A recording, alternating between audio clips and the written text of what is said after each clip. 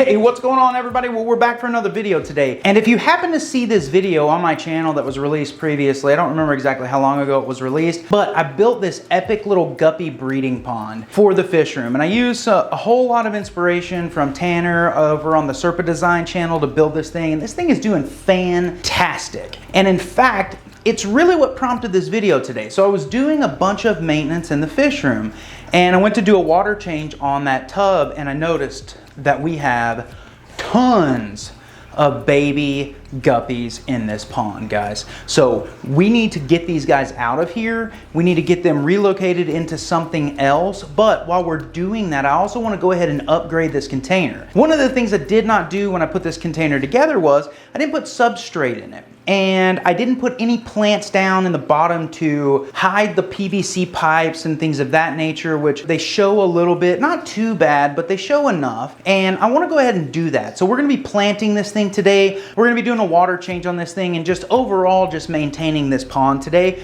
And really, go ahead and start guessing now. How many baby guppies do you think we have in here? I mean, it could be 1, it could be 5, it could be 1,000. So start guessing below, let me know. We're gonna get a final count at the very end to see how many baby guppies we actually have today. So go ahead and start counting, and with that, let's get into this video today. All right, so I was doing a water change, guys, and I noticed baby guppies were all in the water. Now, if you notice, this water is really, really dark, and that's from the tannins from the driftwood.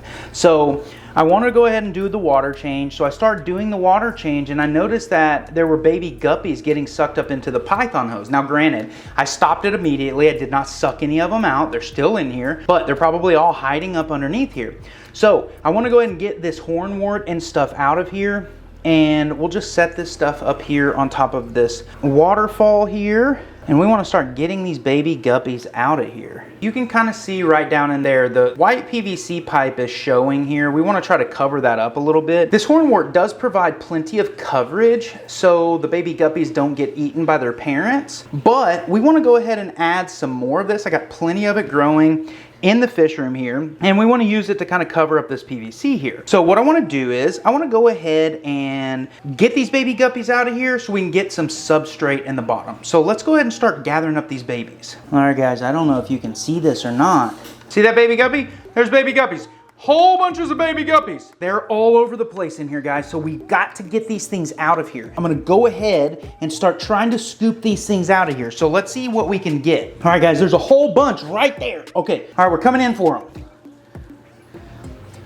Oh my gosh, look at that. Do you see that? Look at how many baby guppies are in that one net. Oh, I did not realize there were that many in here. Goodness gracious, look at this. I wanna show you this. Hopefully you can see this. Let me try to focus here. That is a ton of baby guppies. I want to temporarily put these in something. So I'm just going to put a little bit of water inside of this tub. Let's see how many we got in this first scoop. Oh my goodness. Look at that. Just in one scoop, guys, there's got to be like 40 in there. All right, well, let's keep scooping these things out and see how many we end up with. I'm gonna go and put a little flake food in here and see if I can get them to come out to the surface of the water a little bit using some food. If I cannot get them to come out, I'll just have to use a bucket and drain these into a bucket just using a hose. All the adults and the rest of the fry are all hiding back up inside of here. Everything is just hiding at this point. So what I want to do is I don't want to take a chance of sucking these poor little baby guppies up into the python. So what I'm going to use is a 5-gallon bucket, and we're actually just going to take cup by cup of water out of this, which is fine. It's not a big deal. And that way we make sure that we do not harm any of these poor little guppy fry. We'll take a look here in just a minute and see how many guppy fry we have, but let's go ahead and get this water change done. So what I started doing is just moving the net back around here, and you can see that the adults are starting to come out now. I don't know if you can see those there. So we're gonna go ahead and see what else we can get out before we do this water change. Okay, well at this point now what we're gonna do is go ahead and start getting this water out with a cup. All right, well now that I have about 50% of this water drained, I'm gonna use some of this crushed rock and sand substrate in here.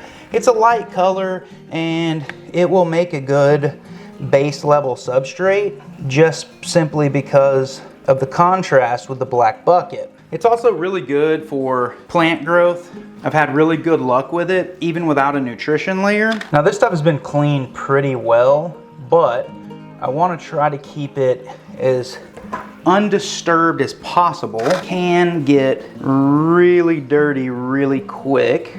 So we got all of the water out that we can, and now we're gonna go ahead and add a whole bunch of hornwort. And I'm gonna do this in a couple of different ways. We're gonna float some of it, we're gonna plant some of it, we're gonna tie some of it around these legs down here. We now have all of our hornwort in there, and hopefully it is enough to cover up the pipe. It's definitely enough for the babies to hide in. So now what we want to do is go ahead and fill this thing back up with water, but we need to go ahead and treat this with some dechlorinator first. And of course, we're going to use our fish room favorite, which is API Stress Coat Plus. And let's go ahead and get this in here now. All right, well, since we have water flow in here and we've got the water coming back in, we're gonna go ahead and add our frog bit back in, which you did not see me take this out in the video, and that's just because I'd already started this and didn't realize we had babies in here.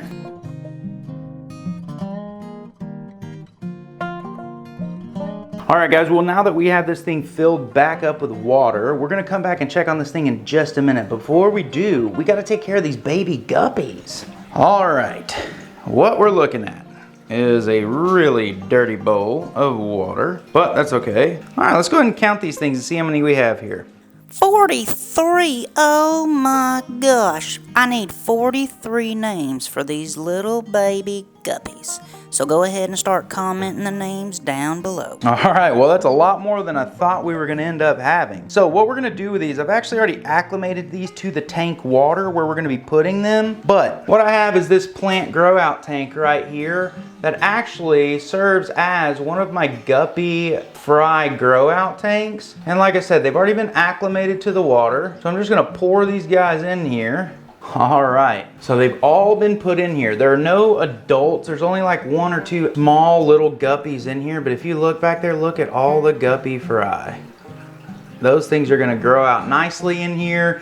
It's a nice clean tank. We got some Amano shrimp in here. In fact, one of the Amano shrimps is carrying eggs. I've never bred Amano shrimp, so I'm not really sure what's gonna happen with that. I gotta do some research, but I noticed one of them had eggs, so we're gonna see how that goes. But with that, we're gonna take a little bit of break from working on this little indoor guppy breeding pond, and we're gonna take a look at some of our guppies in the fish room. Now, these are not all of my guppy breeding tanks. These are just the ones that are in the new fish room.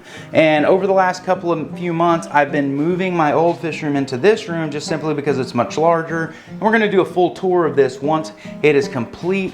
But for right now, what we have is we have these 3 tanks and we have these 3 tanks. Now, in the other fish room, we have about 3 or 4 more guppy breeding tanks that are full of fry as well, but like I said, we'll take a look at those once they get moved in here. So starting down here, what we have is our red guppies, and these things look fantastic. So you can see this big old female here, and she usually produces quite a few offspring, and she is currently pregnant. Probably early stages, but we have all kinds of these reds in here, and these things are very, very nice. You know what I really like though? Look at this broadleaf Ludwigia back here. Do you see that? That really deep red color. That's why I love broadleaf Ludwigia, and there's whole bunches of it back there with some of that golden Nisea and such. But anyway, these guppies are looking fantastic. Moving over here, my Dumbo ear purple mosaics are looking really good. They haven't actually produced in a little while, and that just may simply be because of age of the female. That female is one of the original females I had when I first started breeding these. I had the breeding trio, and I've gotten rid of a lot of the females just through trade and sell and things of that nature. So I need to let the rest of these grow out, and these things will start producing again, but still really good looking. Moving over here, we have our unicorn guppy tank, which is looking fantastic. And if you notice, we have a couple of these males in here that have come out of the last couple of batches of fry that we're gonna get out of here because they're not quite what we want them to look like. So we'll cull those out, put those in another tank. And there's a whole bunch more in the back. I wish I could get back there and get them out of there. Oh, here's some of them are coming up here. Here's one of them there. Look how pretty she is. Look at how pretty they are. So They're turning out really good here. Moving up here, we have another tank of reds, and this tank is a little dirty. I need to clean this thing, but another tank of reds, which are looking really good. And these, I'm trying to get this kind of black and red pattern in these. So we're gonna see how these turn out, but they're all looking really fantastic. And then of course we have our little guppy fry grow out tank right back here. And look at this big old, well, it's not big, it's tiny in comparison, but this is a really nice dwarf aquarium lily growing in here, but a whole bunch of fry in this tank. And then in this tank over here, we got a bunch more reds. And what I'm doing is crossbreeding the reds with a red mosaic, trying to get some more red mosaics out of these guys. So we're gonna see how this goes, but these are all looking good as well. So overall, the 6 guppy breeding tanks that we have in the fish room are doing fantastic. Well, 5 technically, because one of them is in fact a grow out tank. The 5 that are in here are looking fantastic. So everything from a guppy perspective is going really well in the fish room. While we're in here talking about breeding, I want to go ahead and talk about something else that we're breeding in the fish room, which I wasn't really expecting to happen, but it's happened. So let's take a look at it. So if you haven't seen the video of where I built this DIY bin terrarium setup, I suggest you go back and you look and you watch this thing, because this thing is amazing and it is doing amazing. In fact, look at how this moss is starting to grow in here. It's really, really looking good. We have some moss growing in over here and over here and over here and back here, all kinds of stuff. We have some new kind of moss here, which we'll talk about that in an upcoming video. We have some growing on a piece of stick over here.